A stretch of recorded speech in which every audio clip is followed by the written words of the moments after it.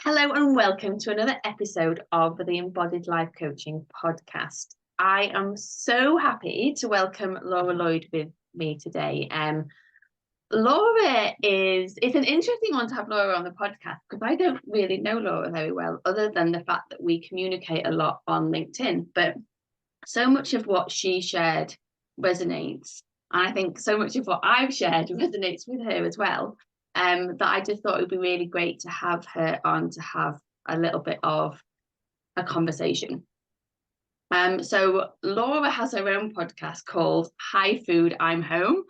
And this is one of the things that really spoke to me. She talks about that thing of like, you go through your day at work and then you get in, and these are my words now, not hers, because this is how I used to see it. You inhale the kitchen, essentially.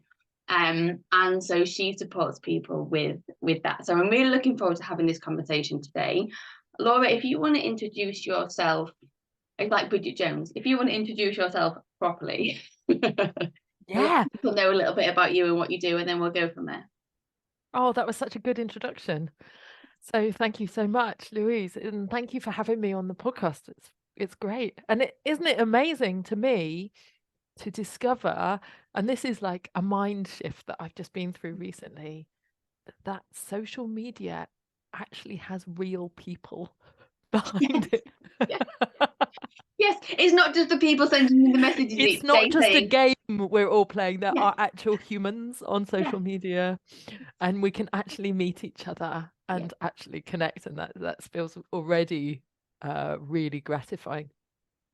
So I'm a stop overeating coach. I was a binge eater as a teenager, but now I work sometimes with binge eaters, sometimes with everyday overeaters, common or garden overeaters, of which I am also one. I'm not a binge eater anymore, but I do have a brain that still really believes that going and eating something is the best solution to most things, and I have to talk myself out of it multiple times a day. And weight loss because it's really paradigm shifting, I think, to try and bring weight loss into a journey of stopping overeating without it becoming the be all, the end all, the pressure, but also just like, could we have fun with this if we were a bit more experimental and find out how to find our body's healthy weight? Could we do that and it not be a terrible dieting, strict punishing thing, or something that we mustn't ever mention because it would just be too triggering? Can we be in the middle there? So that's kind of how I work, and I work almost exclusively with people who can't stop overeating after work. I can say so much more about that, but you'll have to stop me, otherwise I'll just fill all of the space with and that's perfect. And so just to kind of chime in with some of my experience, I also overate as a teenager. I grew up, so I'm one of 3 girls. I'm the oldest. And I was bigger than my sisters. And there were lots of rules at home about lots of different things. But I wasn't allowed to eat things that they were allowed to eat because I was bigger. And also there was quite a hierarchy of like, there would be special foods that my dad was allowed that we weren't allowed. So it's like dad was allowed certain things and my sisters were allowed certain things. And then whatever was left, I was allowed. And I think part of it I overate because it was how I soothed myself. But then there was also this part of me that was like, fuck you telling me what I can and can't eat. Like, I'm going to do it anyway. And so that then resulted in a lot of secret eating. So there was overeating to feel better. There was secret eating. And then, like you say, this constant fixation and obsession with my weight and how I looked and what I was going to weigh and how I was going to lose weight. And these like internal dialogues of like, this Monday, I'm going to be good and I'm going to not have any of the things. And then it would completely go wrong. And it was only when I went to university that I lost. So I lost 4 stone when I went to university. This is not the body that I grew up in. But it's been a real journey. So how long is it since I left university? Nearly 20 years, a bit less, 18 years, something like that.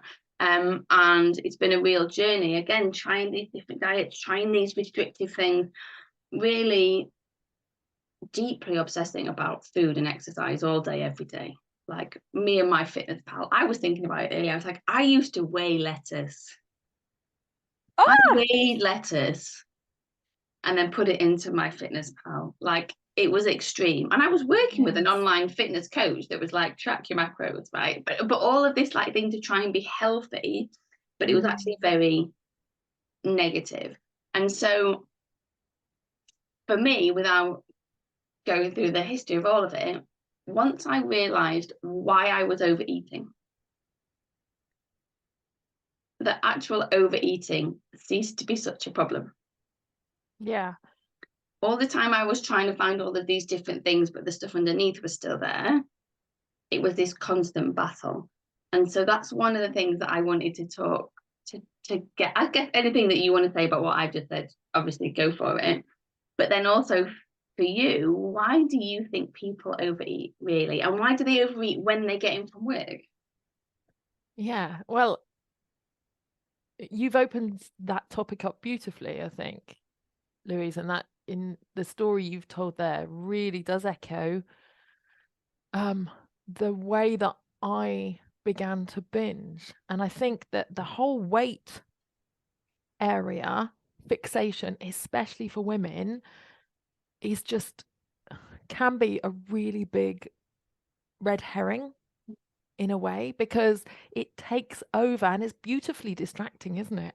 From like, so we can actually use food to, and the drama that we create in the food realm, to completely distract us from our other emotional life. And for me, when I was binge eating, my emotional life was hardcore striving, wanting to pass my finals at university with flying colors in order, and when I'm talking about striving, I'm not just talking about working hard or having ambitions or aiming high. I'm talking about trying to earn your self-worth, trying to get a result in order to get confidence, but knowing that it's a pot of gold at the end of the rainbow that will always keep moving for you, because I'd already accumulated so many A+ grades by that point.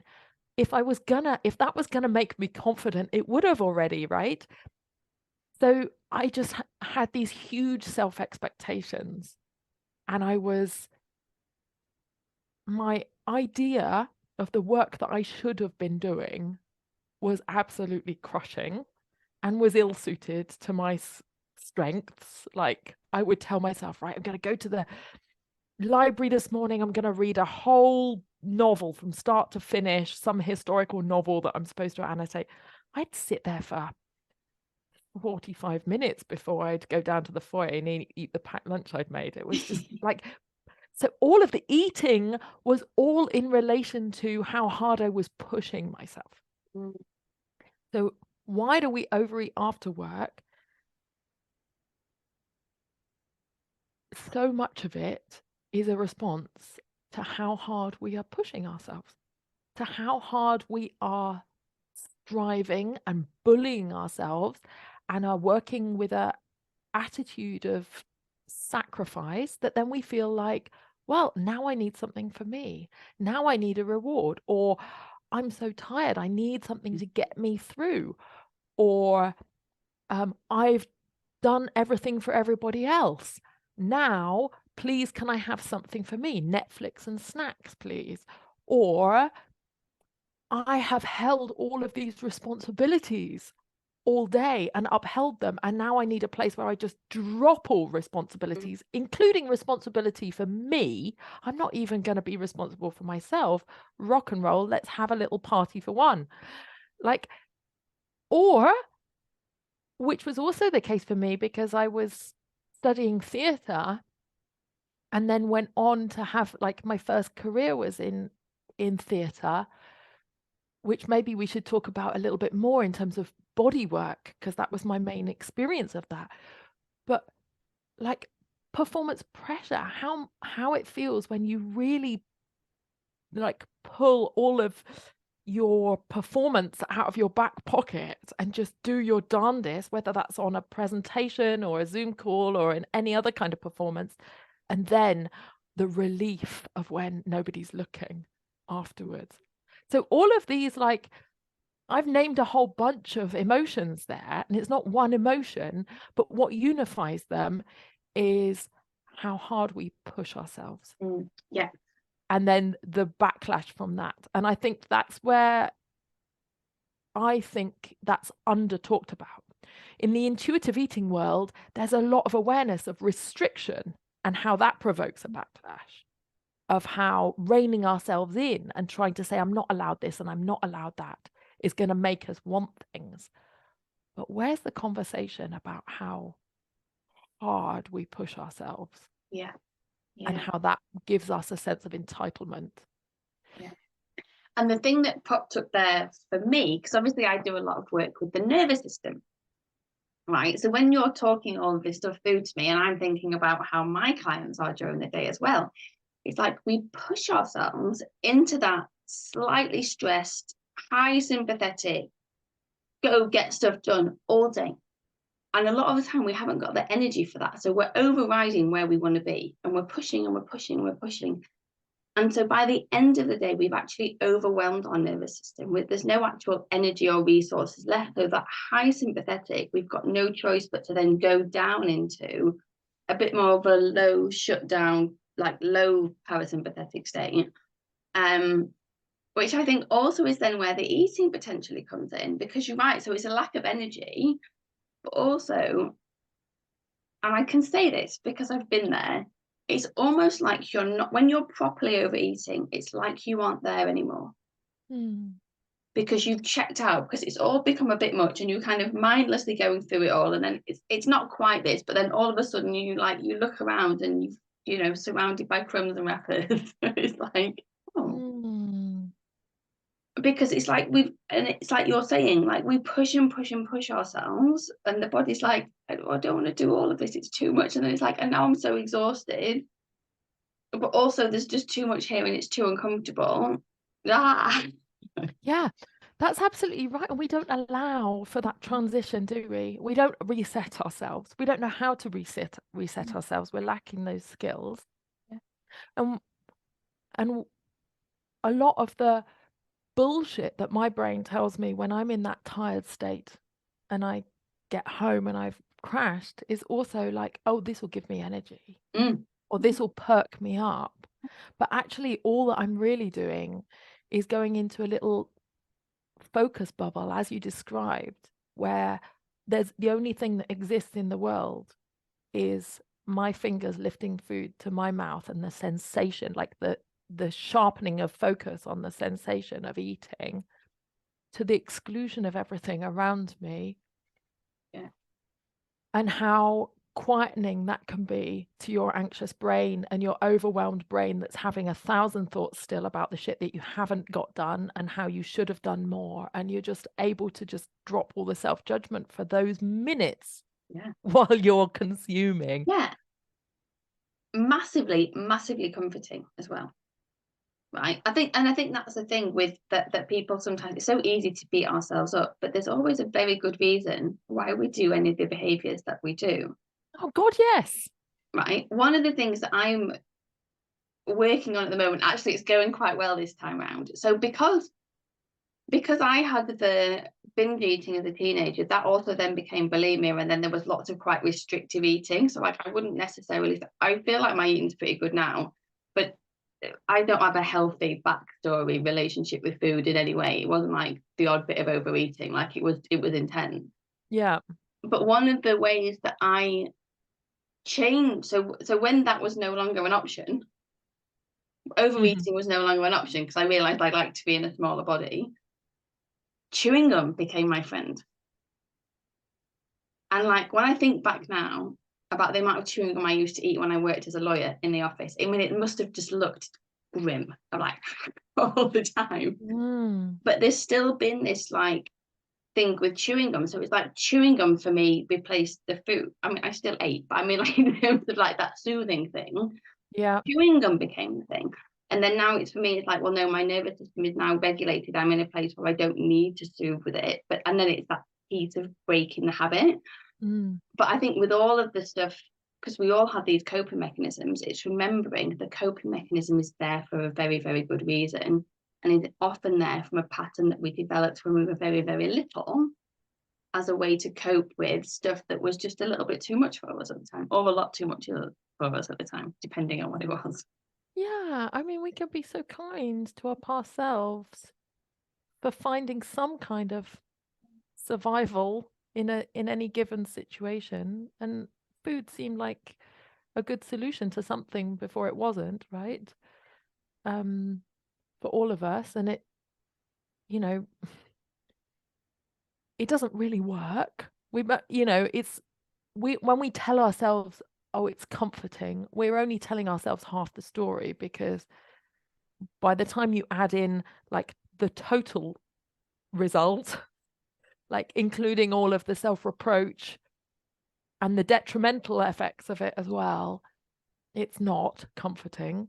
But for those minutes, it's a little bit of relief. It's bought you some time that you needed to buy yourself somehow. I like Stephen Pressfield's in his book, I think it's in Turning Pro, he's talking about malingering. He's talking about the how in the First World War people would shoot themselves in the foot so that they could go to hospital, so they'd be like removed from action. And I think sometimes overeating, in terms of the nervous system, in terms of me, when I was studying at university during that binge eating time, I would just eat until I had to go to bed for the whole afternoon. And it would just be like, well, I'm just incapacitated myself now. So now I don't have to worry about trying to get myself to do the thing, because I actually can't. Yes. Like, and how that was just a sort of emergency exit from that difficult situation that I'd set up for myself. And I needed relief from it, but the relief I needed wasn't eating, obviously. I needed somebody to help me change my view of what success was, and I still goddamn do. You said it before when you were like, that bloody pot of gold at the end of the rainbow keeps moving. I'm like, it keeps moving, doesn't it? And now I'm like, do we just have to accept that maybe there isn't a pot of gold at the end of the rainbow? Or decide it's already here. Yes. And really see it already in the riches that we have around us, instead of over there. Yeah, I'll be happy when. So I'm not a parent other than our little dog who is down there. But I had a conversation recently with a lady who was, and she said, you know, there's times where she thought about, if she could, you said about the malingering and shooting themselves in the foot, like if she could just have an illness that wasn't so bad that she would be really, really ill, but just bad enough that it maybe took her to hospital for a few days. So she could just have a few days out of like her life, and like that's how a lot of people feel. And there's that as well, isn't there? There is that form of like, this is all just too hard. How do I escape? Yeah. How do I check out? And this is important to think about as well, in terms of how we behave after work around food as well, is that we haven't always, like, coming home is not always the nice experience in the day either, right? It might be relief from work, but you know, I have 3 girls, so my coming home is full of arguments. It's full of children who have been doing their best at school all day and are so relieved to see me that they can no longer try even to hold it together anymore. It's full of the mess of people just throwing their stuff all over the floor. It's full of my duties in terms of supper cooking and getting everybody through the homework and the bedtime and all of that. So what I'm looking at isn't necessarily like, oh, now here's my relaxing evening. And then maybe I've got some plan to like sit up with my laptop after they've gone to bed, or to go on some coaching call or something. And equally, for a lot of my clients, some people are lonely. They're coming back to an empty house and not, so like staring down the barrel of some hours that they don't really know how to rest in and enjoy on their own. Or some people are coming back to a little break and more work because they didn't quite finish. Like I'm thinking of all of the teachers in my life, for example, coming back home. Yeah, it's a cup of tea, and then they've got all this planning and marking to do. It's not always completely straightforward, is it? No. And I remember, so back in the day, back in my like deep denial days, when I thought that my life was perfect, my job was great, it was stressful, it was quite difficult, but all of my problems were really down to the fact that when I got home, my husband would often be tired and a little bit low. Right. But I was perfect, right? It was all his fault. But there was also that as well. It's like, I'm coming from a hard day at work, and then you're not exactly a joy to be around. I mean, there's been many kind of sorry occasions as I'm like, oh, it was me.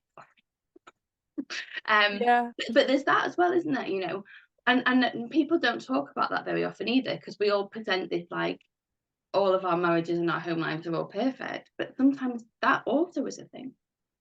Yeah.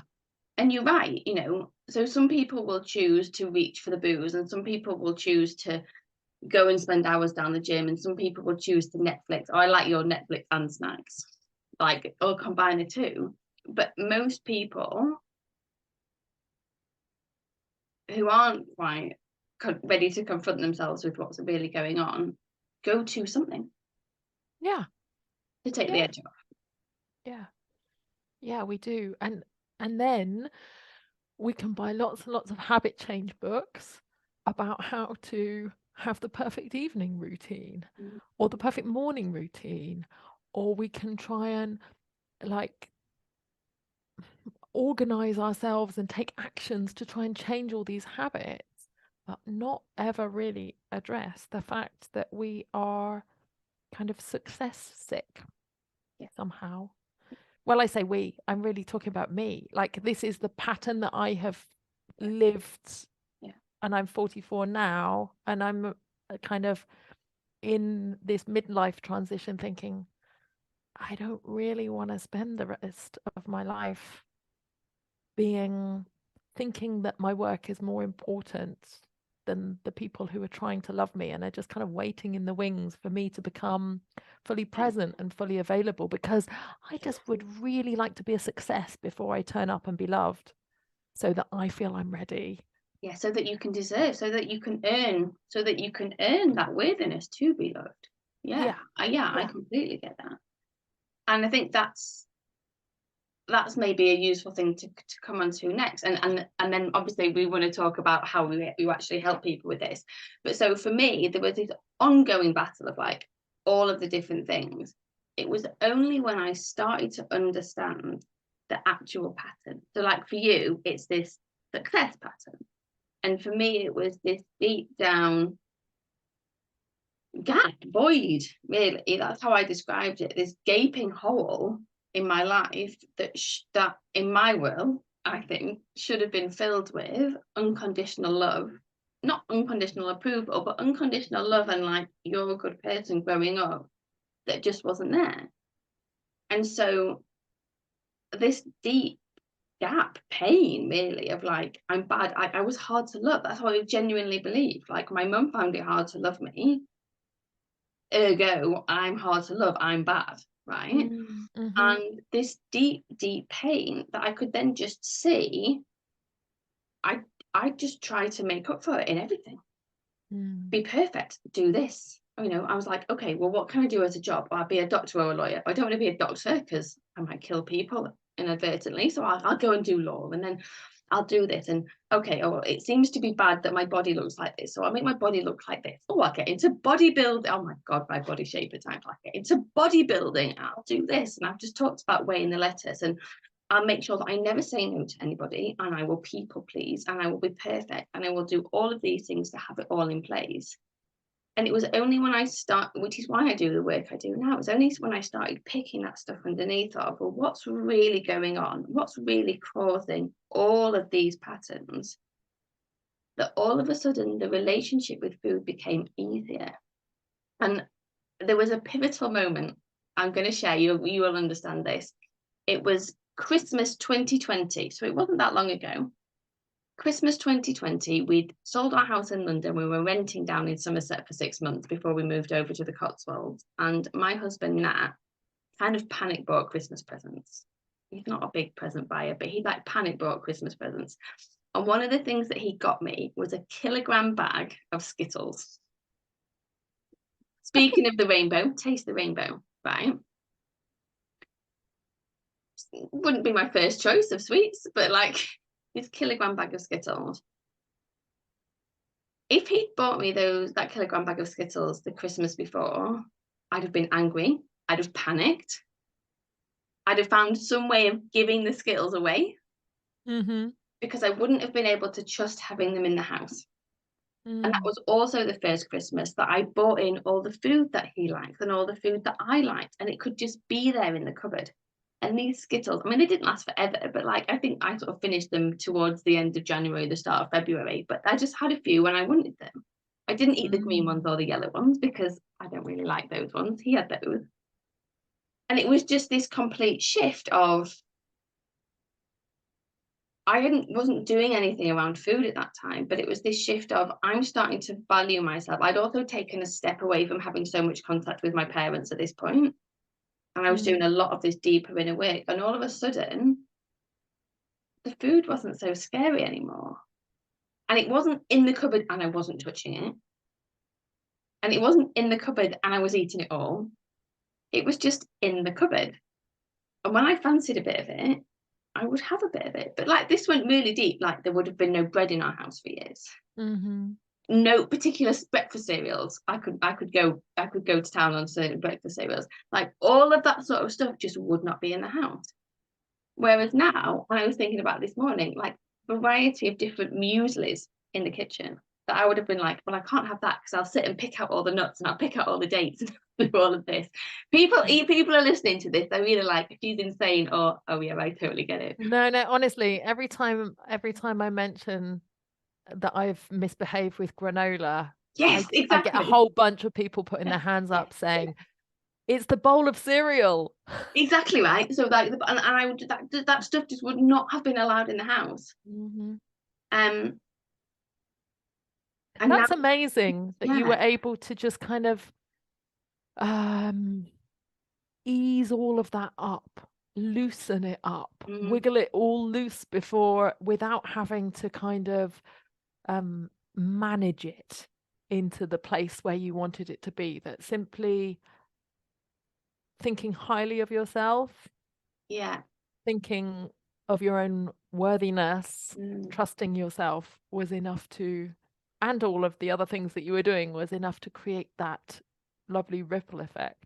I guess that's kind of how I work, but backwards a lot of the time. Yeah, but for me it was just amazing because it had been at that point. So what was I then? 34, 35. So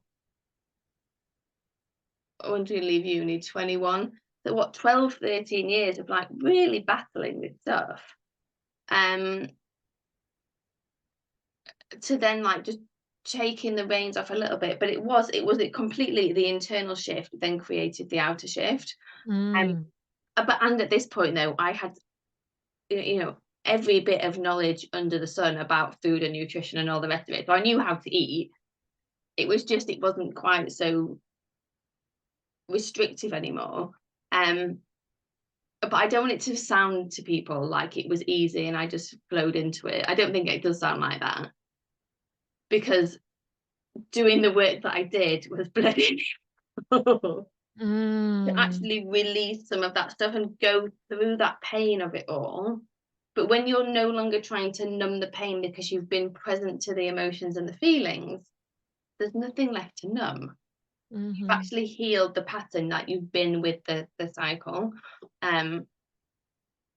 Yeah, and I think that sometimes this is why it's really helpful to have life coaching skills alongside eating psychology coaching skills as well, is that I think that the weight loss industry is so focused on what's on your plate, but even overly focused on the food as being the locus of the problem, when actually sometimes you need to like just de-triggerize the rest of your life somewhat, so that you're not turning so often to the food, and then all you're left with is a hollow habit in a way. Then you're just left with the fact that you've repeatedly done those behaviors.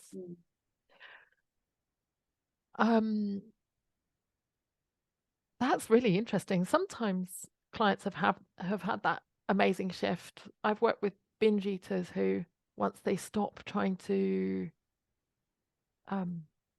should on themselves so vigorously, just completely feel no urge to binge. I think for a lot of people, it's a more gradual process. But I also think that, and here's something that I also think is a little bit wrong with how we're approaching solving eating problems, is that we imagine that one person's pathway would be the same as another. So we're looking for one system that we can just buy into. And for most people, that's like one diet. Like, well, can I just get the proportions of the protein and the fats right?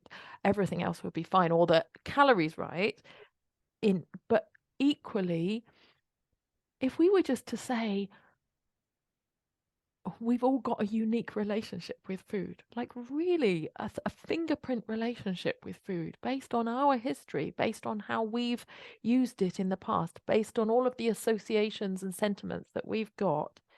And we really embrace the fact that each person has a journey, then we'd have to accept that they have to be the authority on what will heal them. And I feel like that's really important to give that back, especially to women, even though there's lots of men who suffer with this too. And I do work with men as well as women, but to give the authority back and not say it's one size fits all, right? Not say like, oh, my bra is the best bra, you should wear my bra. Because you would be like, no, like clearly I have different boobs than you. It's not, it won't fit. And really just let go of this idea that there is one magic way of eating that's perfect for every person, every time of life, every person's different emotional reactivity, every person's different lifestyle, their schedule. And like the person who is working shifts at night is going to need a different way of approaching their eating to the person who's in their 60s. Has a different level of mobility, all of the rest of it. We've just got to be much more individual and empower each individual to make the choices that they know. And you said yourself, like, I had all the nutritional knowledge by this point. And I really think most of us have accumulated enough knowledge of what works for us that we could pick and choose from our past experience, but most of the time we're not, because we're too busy feeling like a failure for not having made somebody else's system work. So we're not really going like, oh yeah, from that experience I'll take this gem forward and leave the rest. We're not taking anything. We're just thinking, I was broken because I couldn't manage it. And I couldn't get this right, which a lot of the time is a bit of a challenge with the personal industry generally. It's like, well, no, because if you follow this formula for insert your desired result here, then you'll get the result. And if you don't, then you're obviously doing it wrong. It's like, well, no, actually. And I think, and again, just for full transparency, it's not that I don't ever overeat now, or I don't ever like go in and raid the cupboards a little bit. But I think the difference is, if I do it, I catch myself, I might notice I'm doing it. So like my husband's dad died in February. It was sort of a difficult few months. There were times where I'm over, like we ate a lot of the Christmas chocolate before Christmas. His dad was staying with us for a week. It was a hard week. We were both aware that we weren't going crazy, but we were having more. I think the difference is, so we kind of talked about it before, but a lot of the times when we overeat, we feel shit, so we overeat, and then we feel shit that we've overeaten. So it's Yes. this vicious cycle, right? Whereas I think where I'm at now is I can have that compassion for myself of, I've just overeaten, and that's fine, and I know why, and there was a good reason for it, and it isn't, well, I've just eaten those. So like my favorite Christmas things are Florentines. Well, I've just eaten 2 of the Florentines from the pack of 8, so that's it now, I might as well eat the other 6. It's like, well, no, like the other 6 can just stay in there, and that's different. And I think that's because there isn't that internal dialogue that's like, well, you've just failed now, you're useless, you're worthless, you might as well just go and eat all of the rest of it. It's like, well, Absolutely. 100%. And I think that's that thought that I can course correct at any time and I can stop at any time. I've caught myself, going to the cooking cupboard and having like dark chocolate chips out of the baking cupboard. And I'd have a couple when nobody was in the kitchen, have a couple more, and then suddenly found that I just emptied the entire packet into my mouth and just had a whole packet of chocolate chips in my mouth, and then just thought, you know what, I can stop at any time, and just emptied them out into my hand, these wet chocolate chips, and thought, oh, I just really didn't want to go all the way with that.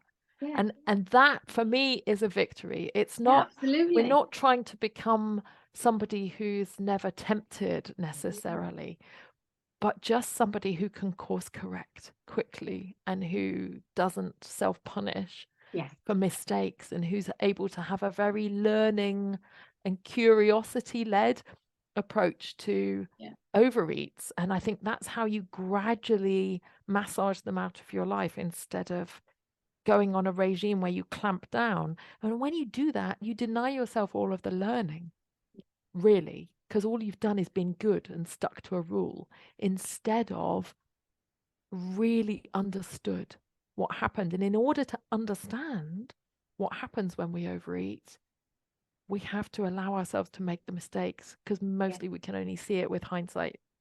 And that's just the sad fact of it. Like we can't, if we do it perfectly, we can't learn our way out of it, basically. And that's where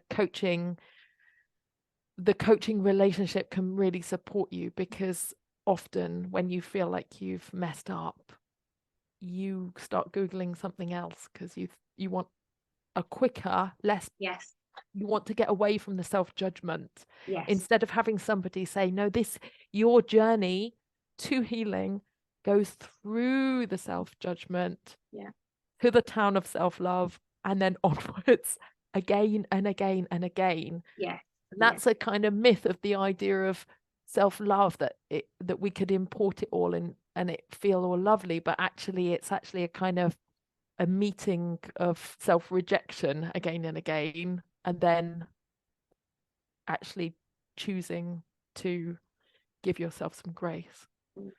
And one of the best things, and the thing as well you talked about before, a lot of it is punishment, isn't it? Do these rules, follow this thing, beat yourself up, punish.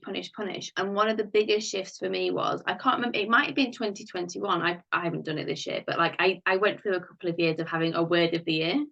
I think 2021, my word of the year was nourish. And that was really powerful. So rather than, because I think my default was punish, but it was like, how can I nourish myself in all the ways? Like not just food, but like, is this nourishing? Is this a nourishing choice? Like, is this going to give me something beneficial? And that again, really, really helpful, because you're right, like whichever path you take of this self-development journey, right, whichever route you go down, it is for me coming back to those things of, and it sounds so trite and there's not a better way of saying it, but it is back to like self-acceptance, self-approval, self-love, almost like that willingness. My first ever goal when I did my coach training was to be able to say it's okay to be me and really mean it. And that's really the crux of it all. It's like, how do we peel back the layers of shite that other people, society, and the things that have happened to us have piled on us, that have made us think, I'm less than, I'm not good enough, I'm unworthy, I'm fill in the blank, to get to that place of, well, no, I'm all right, and I'm great, and I am worthy, and I deserve to be looked after. Because when we're looking after ourselves, Yeah. We're not raiding the kitchen that much. No, then food doesn't have to be the enemy. Then it's something you give to yourself. Yeah. Yeah. And so can weight loss also be something you give to Absolutely. yourself in that same spirit. Yeah. You can actually be enjoying giving yourself that health. I think when I was recovering from binge eating, I discovered a little phrase that I came back to again and again and again. I'd go swimming. I was living in Japan at the time, English teaching after university, and I found this little swimming pool and gym, and the swimming pool was nice. Nobody really was ever there, and there was always a bit of music, and it was quite sort of spa-y. It had a nice little slight luxury vibe. I just swim up and down, and I think over and over again, I really care about my body. I really care about my body. And I remember really clearly, like when I started swimming, I wasn't doing that. I was trying to count the lengths. And there came a point where I just melted back down into like, I'm just going to say this over and over again for as long as I need to hear it. And even if I showed up feeling really disgruntled with my body shape, it still held true because I did care about my body enough to be cheesed off and bothered about it. But on a good day, that also meant, and I'm giving myself this. So this is great. I think, though, that essentially all of those efforts to try and manage our eating, and actually a lot of the culture around habit change as well, can get a bit intellectual. And where we're trying to just use our intellect and our knowledge, and we've got so much knowledge about nutrition now in society, widely available, and we're just trying to use all of our intellect really to try and accelerate change that can only go as fast as your relationship with your body can go. Yeah. And there has to be an integration between the mind and the body. We are not just floating necks and heads. Yeah, and the body is not supposed to be like this work of art that we get to like, pick off a menu how it should look and shape it exactly. I don't think that's how we're supposed to go. No. But so many of us have such complicated relationships with our body, and we've chosen then to leave our bodies, which is like, by which I mean like we're just a bit disconnected from ourselves, not actually we've left. Which again is like a lot of how I integrate the two, because like how do we bring back into this harmony? So I just want to check, because I know we've gone over a little bit. Are you okay? Yeah. Yeah, I'm fine. I have to hop off on the hour. No, that's perfect, because what I would love for you to share is, so you are not a traditional, well, you might do some of it, but you aren't a traditional mindset coach. You help people. You also use hypnosis as part of your practice. So I'd love for you, like as we're wrapping up, I would love for you to share a little bit about, I guess, the process that you take with people. Because it's all well and good us chatting through like why we overeat, but generally people who are going to listen to this are like, that's great, but I'd like to stop doing this so much. So yeah, how do you help? Okay, so a lot of my coaching is cognitive, and the kind of hypnotherapy that I do is cognitive behavioral hypnotherapy. And really, it's all about self-talk. And I think that's where a lot of thought work gets quite stuck, is like how to think new things and actually embody thinking new things, how to believe in new things instead of just finding our error in our thought, I suppose. And what hypnosis did for me when I was recovering from binge eating, perhaps I should just sort of say that I bought this product, right? This was magic. I bought this product, Slim from Within by David Brooks. And it had these hypnotherapy cassettes in it. Right. And they were what I was listening to all of that time in Japan on a Sony Walkman on the bus on my way to teach English to places and on the train. And that was my first experience of hypnotherapy. And it was just like, oh, okay, this is how it feels when somebody talks to you in a positive way, when somebody encourages you. And actually, more than encourages, like actually just tells you with absolute certainty that it's already taken care of, that you're already on it. Because most of the time we feel like we've got to do something more. But what if we're already working on it? Just by being curious, just by paying attention. So that's hypnotherapy is just a process, very simple, of getting super relaxed and then rehearsing, thinking some new thoughts. But the power of it is really that when you do that, you suspend disbelief, willingly suspend disbelief. Like when you go to the theatre and you see people acting and you're like, you don't sit there and say, oh no, they're just acting, it's not real, because you wouldn't enjoy it. You just let yourself get into it. With hypnosis, you do the same. It's your skill, it's your ability to suspend your disbelief and just feel it with your body as if it were real. Feeling it is so different from just thinking about it. The body responds. We know that. The body responds without hypnosis, just a suggestion. They know that. They've tested, like, if people just stand in a row and then somebody walks along the row and says, you're falling forward, falling forward, everybody starts to lean. Like literally everybody responds to suggestions. Some lean backwards, some lean forwards, but almost everybody responds to the suggestion, either to compensate for it or to go with it. So our bodies go with our minds. They just go where their mind goes. And hypnosis is trying to give your body that little bit of practice in feeling it as if it were real, as if it were already possible, whilst the part of you that's, somebody's described it as being like the bouncer on the door of the nightclub has fallen asleep for a minute, who is not going to say, no, that's not possible. No, you can't possibly do that. And for weight loss, this is really important because we've got this history of failures. Most of us, we've tried 1,000 things. We've got this history of failures. We've probably regained weight along the way.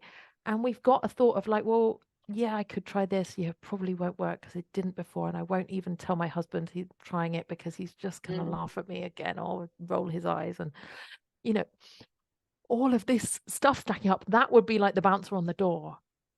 What we want to do with hypnosis is just kind of relax and pretend. Pretend that none of that really mattered. And what would it be like if it were possible? And I think that that's the power of it, really, is giving your brain some rehearsal and your body some rehearsal of how it feels for change to already have happened. And then what was being said to me on those cassettes almost is true. It is already happening because it's already happened in your imagination. So there's already a pathway for it. Yeah. And all you have to do then is guide yourself in that direction when the time comes. And it's not effortless. It's not like a magic wand. It doesn't mean that you then never have to do any thought work or never have to make any decisions. I think there's still some real nitty-gritty work to be done in a journal about like, what was I actually telling myself right before I green-lighted eating that? But then when we discover what we would like to do instead, it's a really good way of rehearsing that. Yeah, brilliant. So it's basically allowing you to create those new neural pathways with less resistance, I guess. Mm-hmm. And you're right. So when I used to do lots of work with people around like visualizing where you want to be in the future, it's the same thing. Like our brain can't tell the difference between something you visualize and something you've experienced. So it's just like, how do we make the journey as easy as possible and as efficient as possible? Yeah. Yes, that's right. That's right. Yeah. And a lot of visualization and meditation does contain suggestion, and therefore you could argue that that was already hypnosis. Yeah. You know, it's already a part of the same process of learning something new, learning to make new decisions around food. That's kind of what the process really involves. So as we are 1 minute to the hour, can you tell people who are listening / watching where they can find you if they would like to find out more, please? Yeah. Well, you've already mentioned my podcast, Hi Food, I'm Home. That's on Apple and Spotify. So go check that out. And you'll hear a lot of me talking vulnerably about my overeating life as well as coaching, because I'm a real believer. I think that we don't want coaches to be all shiny and polished up over there. No. I want you to know that we're on a journey too, and this is what it's like to be on a journey. So come and join me in Hi Food, I'm Home. And then if you'd like to come and maybe try some of what I do, you could come to lauralloyd.co. That's not .com, but .co /gift. And there's a stop after work overeating roadmap where we kind of take apart. I coach you in 20-minute video, and you get a workbook and you work through like, okay, what is all of this after work overeating? In fact, it's probably not one thing. It's probably lots of little overeatings. What are they? And which ones are emotional? And which ones don't I even know what they are yet? And you can start to break it down a little bit for yourself so that you can decide where to begin your journey. So that's at lauralloyd.co /gift. Brilliant. Thank you. Thank you so much. And thank you everybody for being here for another episode. And I will see you next week. Thank you for having me. What an honor. My pleasure, Laura. Thank you so much. It's been great.